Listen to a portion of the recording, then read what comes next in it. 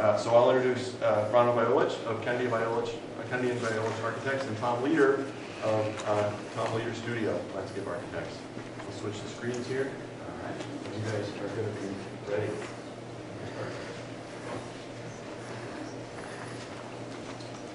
We're getting this down after a couple of days of this. Thanks, Andrew. Thank you, Sean. Let's see, we're on this one. All right. So, thanks so much for coming tonight. Tom and I are really excited to make this presentation of our efforts in the SD schematic design phase. This slide basically is letting you know that you and I aren't alone here. We have had a lot of collaborators with us. We have, I know at least 2 that I can see sitting in the audience, 3 that are in the audience. So thank you all for your efforts. It's taken a lot of bright minds to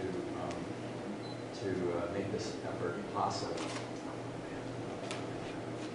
So what I wanted to do was just take 1 or 2 steps back just for a second before Tom and I get into the nuts and bolts of the schematic design phase. The schematic design phase, which has really been about implementation, but to set the foundation and the context for what you're going to be seeing.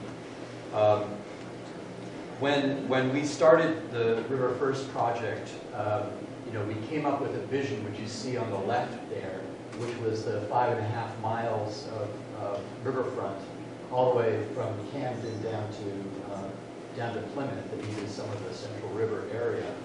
This you see on the right is this red area. It's circled. And we were really captivated and inspired by the idea that cities today have challenges. It's a 21st century challenge. And that is, how do you make a city resilient? How do you make a city sustainable? How do you create and foster a sense of community? How you encourage good health? And how you can provide economic opportunity. This was a foundation that we worked at when we started the project 2.5 years ago. And this is important because it runs through the different scales of projects that we're going to be talking about. We found that linkages were a tool, a way that we could make these connections.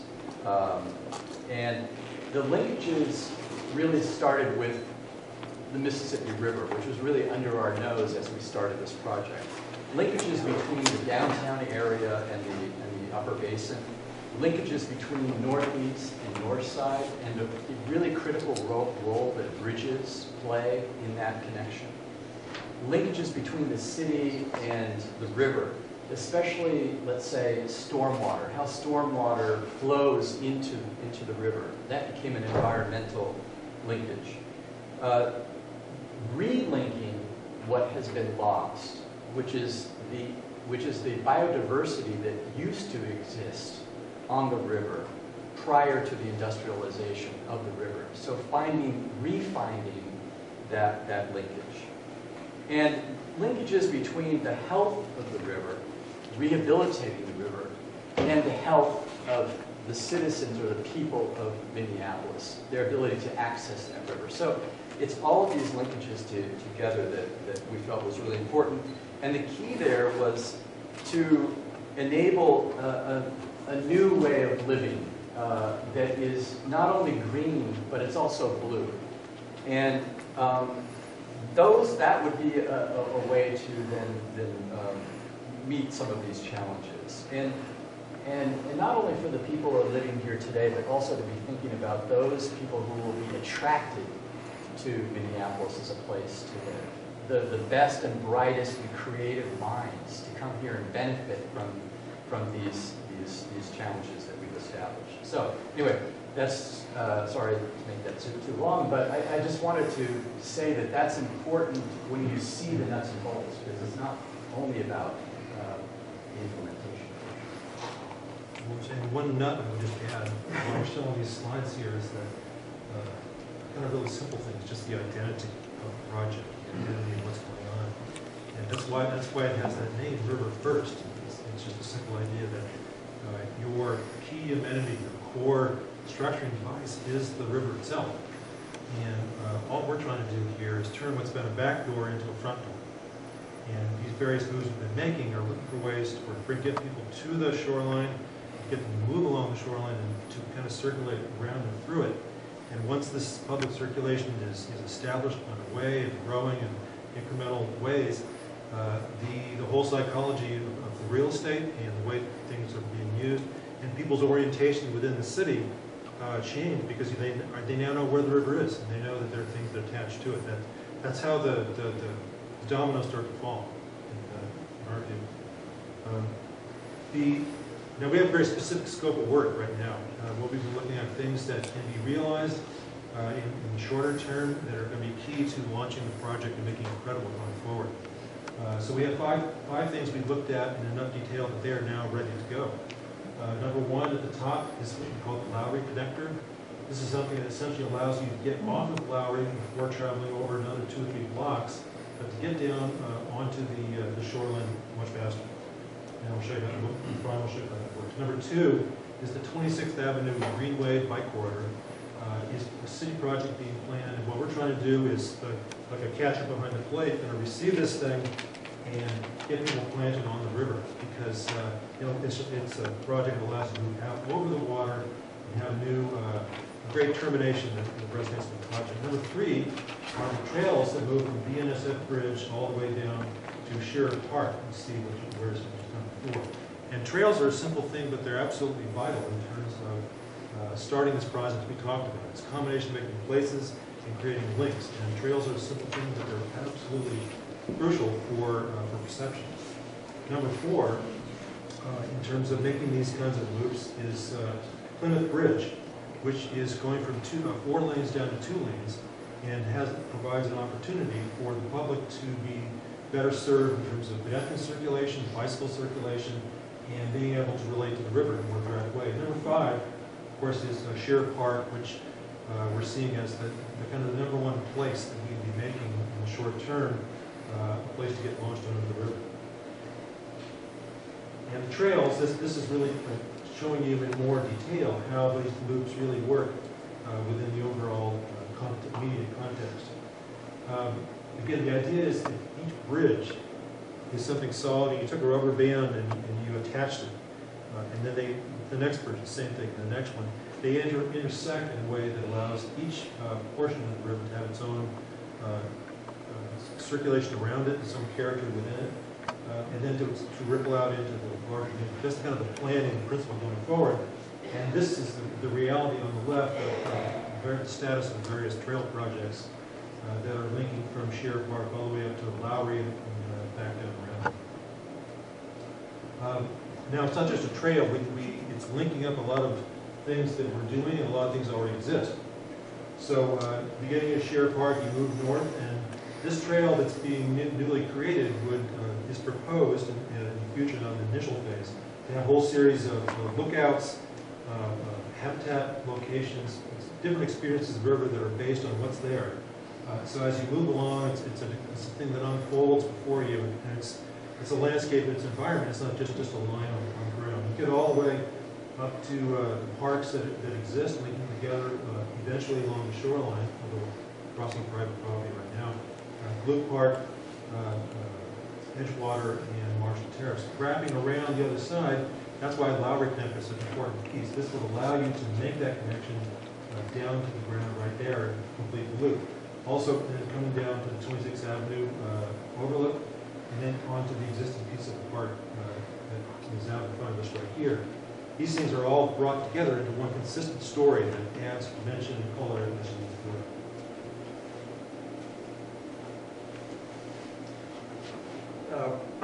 Yeah. So you want to talk about this? Yeah. Please do. It's difficult in some areas to make these links because of property acquisition and industrial uses, particularly on the north side between Lowry and 26. So we've used certain tactics, and in this case, it's not even nuts and bolts, it's paint and scrape. It's a way to fundamentally create a wayfinding system that can take the public from 26 to Lowry using existing city streets, and we've been working with the city that have collaborated with us, and make that connection using simple things like fences that are made using recycled wood, paint, colors, and signage that starts to talk about, you know, how to interpret the site, what the site was before it became industrialized, what kind of animals and birds might have lived there at the time, that kind of a thing. And so in that way, we're able to really achieve what we had set out to do, what we were asked to set out to do by the public, and that is to create these loops that Tom was talking about. This is a view looking on 26, the very last block of 26 between the Pacific and the river. So what you're looking at is the river is right here, and the pier, the 26th pier, which you'll see in just a second. And what's interesting in this area is really that kind of both and condition, which was one of the design principles of the RiverFirst project, where you get both a connection to the river and you get this kind of industrial activity, which is, in my opinion, really exciting when you start to see this conveyor belt working at the same time, that you're having access to the river. So North 26th Avenue Pier that's one of the priority sites. It's on the north side. It's critical that the north side is represented in the RiverFirst project in its first phase, that both sides are represented so that we create these linkages.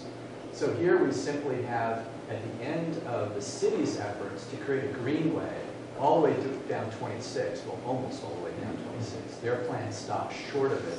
We continue at that last few blocks and then culminated with a pier, a public pier, which you can walk out onto, you can fish off of, you can kayak around. You have a very clear view to the river, a view which actually did exist prior to the industrialization of this area, and that you can actually move down to on an accessible route and daddle your toes in the water. So there would be activities here that the public could enjoy, looking through this glass decking and look at the river below, kind of fun activity for people of all ages. You can see here in this view, that's the BNSF bridge to the right. And then the River Talk app program that we are developing as part of this of RiverFirst, which allows for a digital way to view the river. For example, you can understand what's going on under the surface of the river, the kinds of mussels that might be growing, or the temperature of the water, and that kind of a thing. Something that could be even broadcast to different areas of Minneapolis, to schools, allowing citizen science to take place, where children could actually become the scientists that are stewarding the river. In this, the Lowry connector then is the other pole of this link.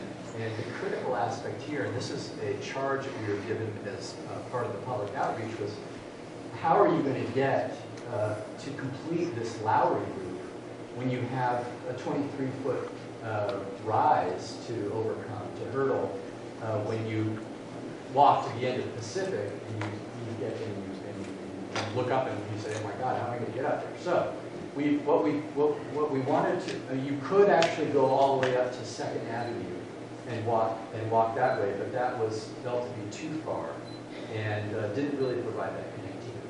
So very simply, by providing a berm, which could be created by the excess excavation material from Shearer Park, we would provide a very gentle slope that would come up to this, come up to Lowry Bridge and continue across this very generous new sidewalk that is part of Lowry Bridge. At the same time, there would be the benefits of landscape materials and the ability to start to create potentially some habitats within that construction that you see. The project is also attempting to anticipate the continuation of the West River Road, which right now ends right about where River Terraces are.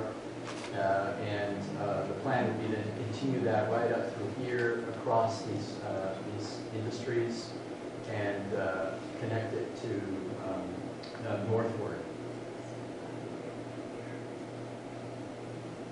And part of this, the schematic design phase was also to look at the idea of creating wetlands, floating wetlands.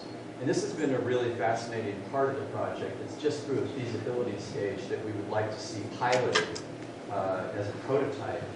But this is really important because, as some of our research has pointed out, there were 25 different islands that existed prior to the dam construction, and they're pretty much all gone. I think there might be one or two left. So, and they did a lot to encourage the biodiversity to deal with the balance that was required for the river and its ecology.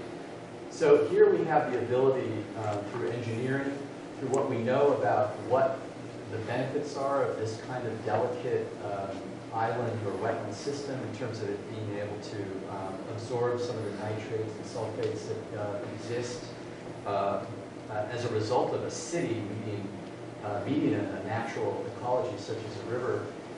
That something like this could be done. It could be done in a very flexible way. For example, these units are very small units. They're 5 feet wide. They're 25 feet long. They could be moved in and out of the water seasonally.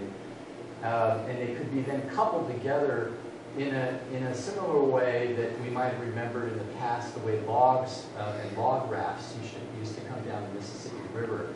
They'd act the same. They're very flexible. They allow the current to flow by.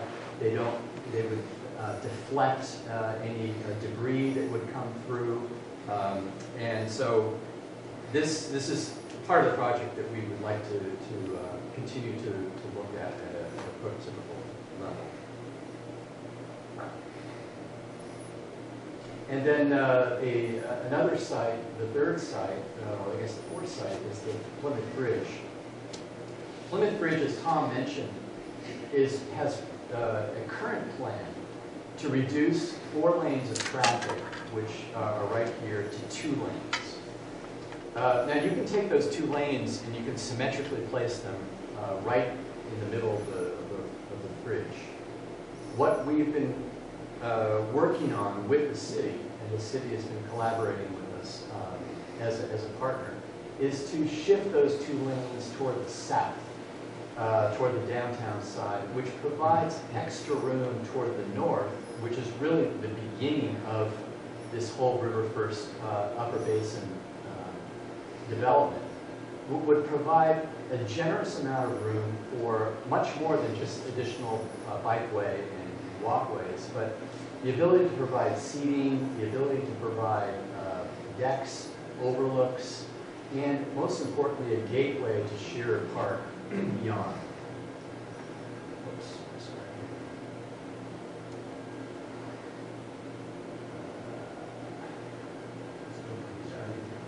You can just escape, Ronald. I can't. Oh, hit. Yeah. Hit escape. Yeah. Yes. Good. Yes. All right. And so then beyond, you can see that the section through Plymouth Bridge is really unaffected, with the exception of a strategic placement of the overhang of these balconies. New lighting, new LED lighting, and then beyond you see the park support building and the boat storage, as well as the cafe at Shearer Park. So I'll let Tom talk about Shearer Park. So when you cross the bridge, then you arrive at Shearer Park. And it has a few kind of fundamental things going on that are key to what the project is going about. And so this is not a conventional park that is flat with baseball fields and normal program, arranged in a logical fashion. There's a different logic operating here, and that is put the river, specifically a back channel of the river, at the center of the project, and make this the focus. This is the amenity. This is the thing that it provides everything that a large sculpture in Millennium Park or any other kind of thing you might invent. We don't need to invent, it's already here, and we're making it the thing that the park revolves around. So simply there's a threshold zone really up here, right here, where it's set up for community gatherings, festivals, farmers markets, and associated things that would be part of a development program that we've encouraged to allow these kinds of public gatherings to take place. And there is a frame by development on the left and by the Park Support Building on the right. You descend down to the river, back channel with a gravel beach facing it, and on the opposite side, there's a restoration of Paul's Island, which existed until about 1964, and then it was pushed back to the mainland and kind of filled in to allow barge traffic and loading actually at the site. So all this is doing is really restoring that relationship from previous times, and then allowing a new loop to span across and move along the actual river shoreline itself and then loop back under Plymouth and back to the park itself. So, do you want to talk a little about the development? Right. Well, Sheer Park is a different model of a park. As you probably all know, there's 12 acres here on the park. It was decided when we got into Sheer Park that 4 of those acres would be parceled off. We call it parcel B, would be parceled off for development. And that's going to be key in order to be able to potentially offset some of the capital costs as well as being able to pay for some of the operations and maintenance. So it's a new world. You can't just build a park and just hope that it will sustain itself. So part of our charge was to create standards and guidelines for that development. Restrictions, really. I mean, some limitations. It's not going to be easy for a developer to come in here and do whatever they want. So we provided guidelines in terms of height, mass, setback, those kinds of things. So you can see here where Sibley is, we've made sure that you can't build too high. And we've also stipulated there must be permeability at this point because you need to have this act as a threshold. This cannot be a wall to the park. Whereas here you can build up higher because you're not going to be affecting sunlight, for example, and views. And then included as part of the guidelines was for instance, this is an example of what would meet those guidelines. And it's a substantial amount of square footage, and it's very flexible.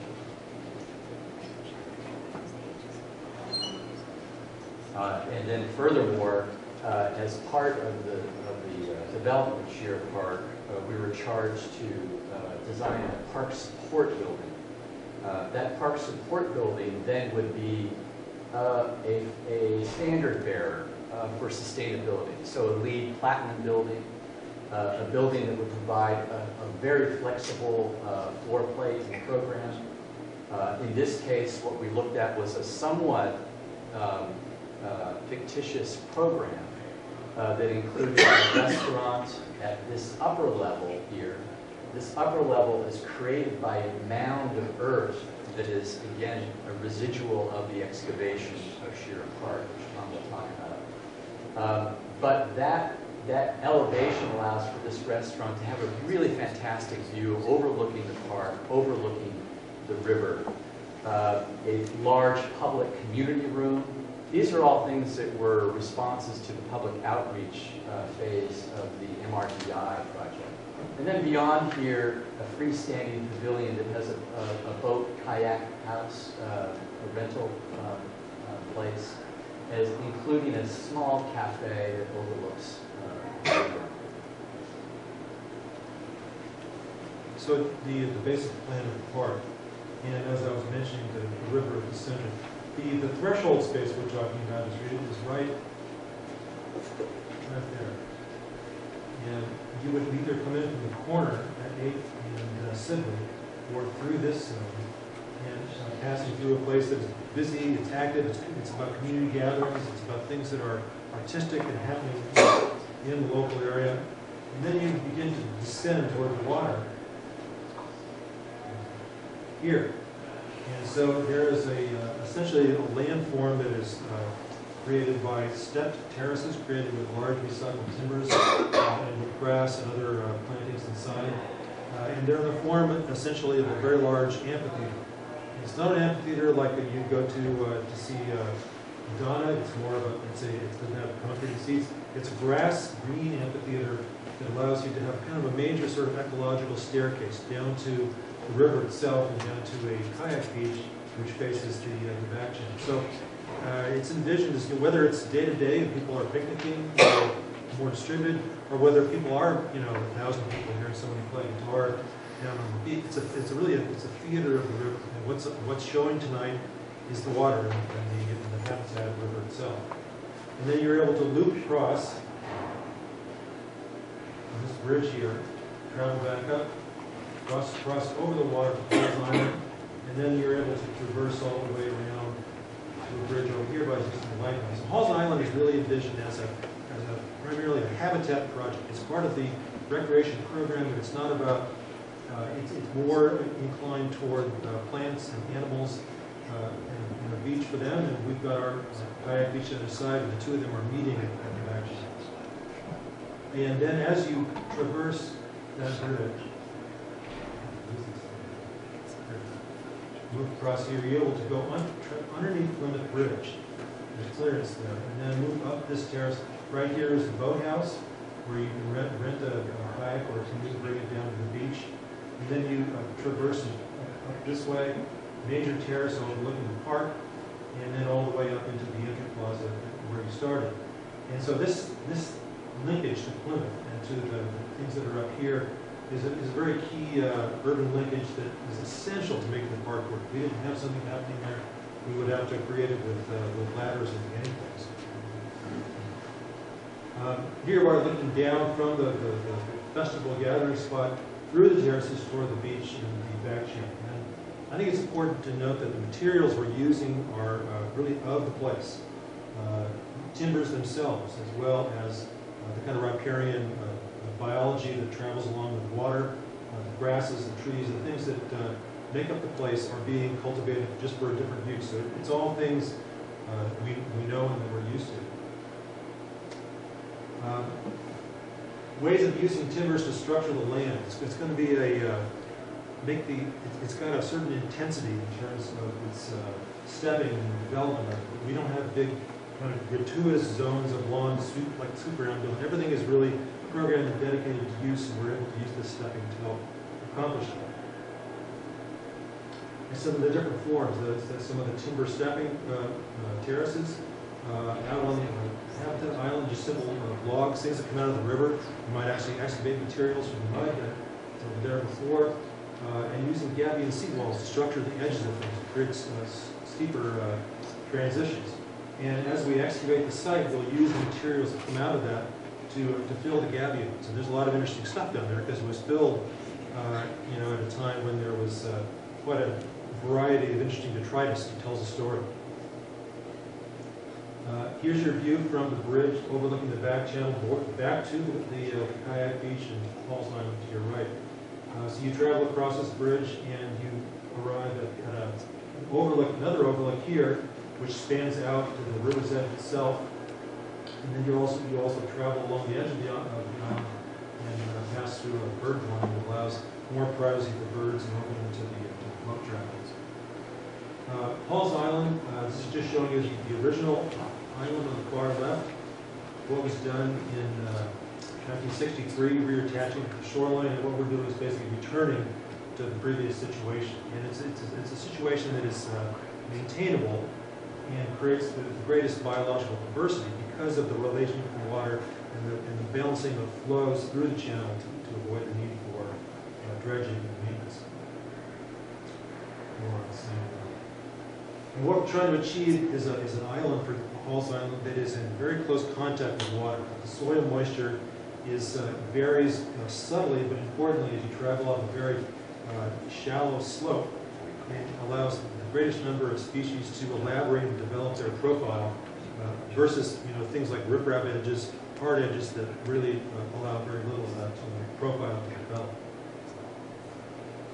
Hey, could I say a few words before yeah, you please. go through the animation? I think it's after this. Oh, great. Okay, so we're on track. Thank you, Tom, and thank you, Brano. The design team has crafted this pretty amazing animation that illustrates in real time a trip through everything they just showed you about Sheriff and Pine Falls Island and the Plymouth Bridge. But before we see that, because it's pretty exciting to get you talking, I want to talk about what's next. This is all pretty ambitious work, and the question has been put to me many times, where do we go from here? I think you've heard several times in the presentations tonight the word partnership. The RiverFirst vision is based on the notion that a broad partnership is needed among many agencies, including public and even private partnerships. No one agency can move forward with these projects on their own successfully. The projects are too big. They span too much land beyond parks land or cities land. So partnership is really the order of the day. So what do we do immediately next? We continue to build momentum around these projects, especially those projects that seem to be the most feasible, where the funding gap is the smallest, where the park board owns the land sufficient to build the project, or where there's enough excitement around the project to pursue fundraising, for example. We want to also get things happening on some of these sites, like the Sheriff site, immediately this summer. And that includes events like Movies in the Park and other kinds of community building events that will also enable us to get the word out. Maybe we'll show the animation you're about to see, we'll have tables with information about how you can participate in a fundraising campaign or just learn more about the project. So we want to get people on the ground on some of these river sites this summer to keep interest in the RiverFirst projects. The fundraising strategies that Mary and John described, we want to be pursuing those by late this year, including pursuit of private sources if that's the will of the park board. It's again, it's a new model, but we see it as necessary for this work. And finally, before we pursue these projects for construction, we need to establish that they're actually ready. Are they permittable by the agencies that govern the river and the land? Is there sufficient funding, or are we on track to achieve that level of funding? Or could we even join arms with some of our sister agencies, the city or the DNR or the Department of Natural Resources or the National Park Service even to co-sponsor some of these permit applications to say we think this is a good idea rather than the park board saying that on their own. So those are some key steps. This is just to illustrate what some of the funding gaps are. They're significant. This is probably the biggest one of everything we've seen. And so in this case, this is for the park on the Sheriff site and Halls Island included. The budget estimate you see on the right, and that covers everything that Tom described in the park. The park board's available funding through capital improvement plan years through 2018 is shown on the bottom. And so the gap, or the green tiers, that's what the fundraising strategy is all about. So there's some ground to make up in that funding picture, but we feel the project's compelling enough that we can start to bring partners around the ideas. That's what I wanted to share with you about how we might keep moving forward. It's both at the small scale, the immediate for this summer, but it's also very long-term about raising funds and gathering partners around these projects. With that, before we get into the Q&A, I'm sure you have lots of specific questions. I want Tom to show us this movie because it's pretty amazing. Do we get 3D glasses? You can wear any glasses you want, Scott. Oh, that was it. Which one is it? That was it.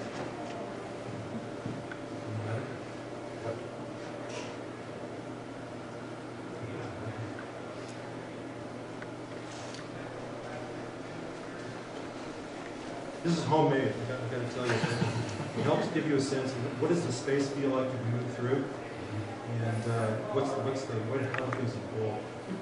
And the water, we're just below the lighthouse, Plymouth Bridge, and foreground, Sheriff Park.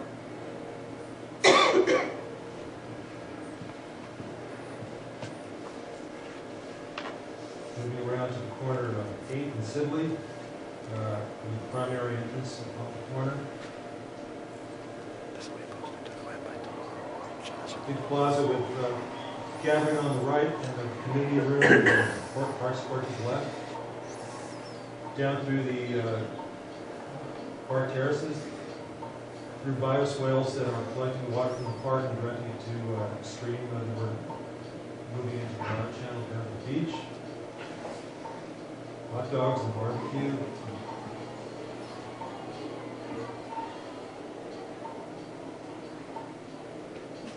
More rustic quality as things meet the river.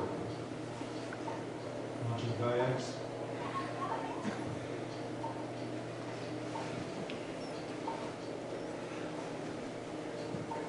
It's a big beach. It's not a small island, it's a big scale.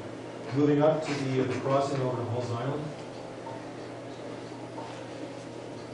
Wood bridge with concrete piles and a very thin railing, leading you to an overlook over at the edge of the river, and overlooking the back channel and the park behind.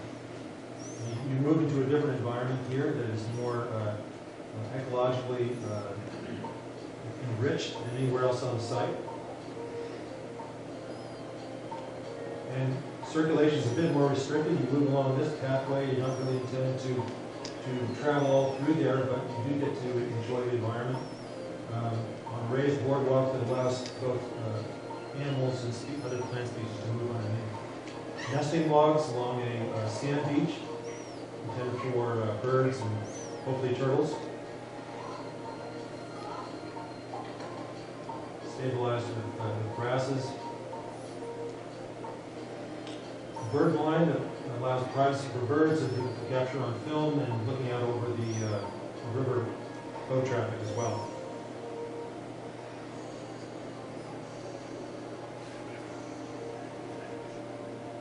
This side of the island has really been strongly stabilized through means of bioengineering, no more riprap, but it's all planted with species that will anchor the thing with roots and soil media rather than rocks. Passing on the bridge, the existing lighthouse.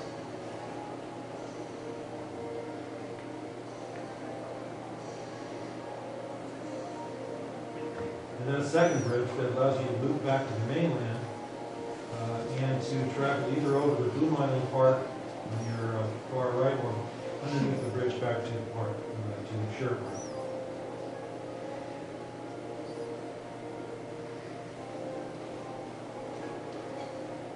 Some treatment on the other side of the bridge to create more habitat within that zone as well.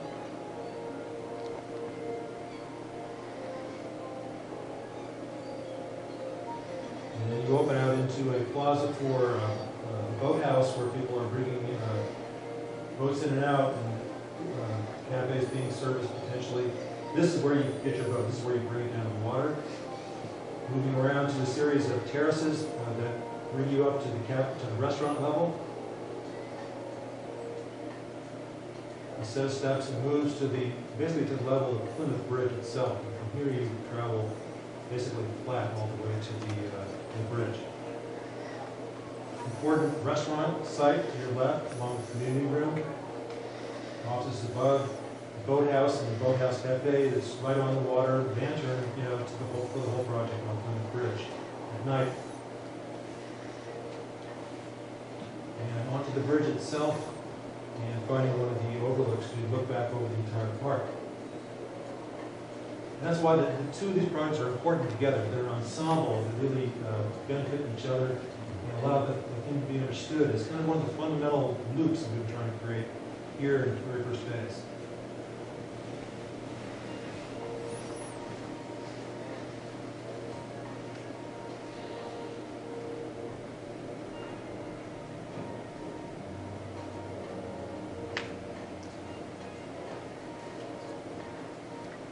Okay. Any questions?